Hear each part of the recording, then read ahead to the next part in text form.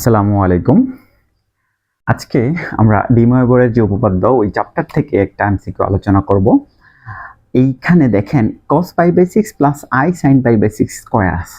তো আমি যদি ডি ময়েবরের উপপাদ্য অনুযায়ী কাজ করি তাহলে এটাকে আমরা জানি যে উপপাদ্যটা কত, যদি cos θ plus i sin θ whole to the power কত থাকে n থাকে, উপপাদ্যটা অনুসারে লেখা যায় কত cos nθ plus i sin nθ লেখা যায়।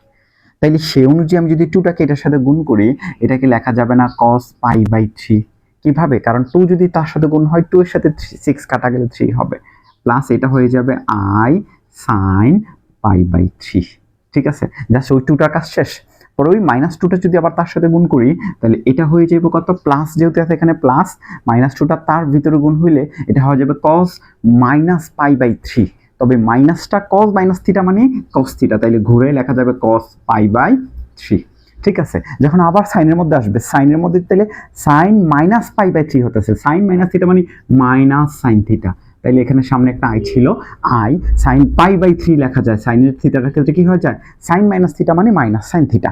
তাহলে সেই অনুযায়ী যদি আমরা কাজ করি, ঠিক আছে, সেই অনুযায়ী যদি আমরা কাজ করি cos π/3, এখানে cos π/3 দুইটা আছে, i sin π/3 প্লাস আর মাইনাসে কাটা, তাহলে cos π/3 2 cos π/3 হয় রেজাল্টটা। ঠিক আছে, তো cos π/3 মানে cos 60 ডিগ্রি মান কত, cos 60 ডিগ্রি মান কিন্তু হাফ। তাহলে আমাদের সামনে ছিল 2 আর পরে হচ্ছে হাফ, কাটাকাটি করলে কত হয় 1 হয়। তাহলে আমাদের আনসার কি, আমাদের আনসার হচ্ছে 1। ঠিক আছে, আমাদের আনসার হচ্ছে 1। এগুলো মূলত ওইগুলো যদি আমি a plus b whole square সূত্র অনুযায়ী করতে যাই এগুলো একটু ঝামেলা, আমরা এগুলো কি করব, ডি ময়েবরের যে উপপাদ্য আছে সেই উপপাদ্য দিয়ে কাজ করে দিব। ঠিক আছে, এই জাতীয় যে প্রবলেমগুলো আছে আমরা এইভাবে ট্রিক্সের সাহায্যে আমরা এমসিকিউ গুলো করে ফেলবো। আশা করি সবাই বুঝতে পারছেন। তাইলে আমাকে এখানে যদি দেন আওয়াজটা শোনা যাবে।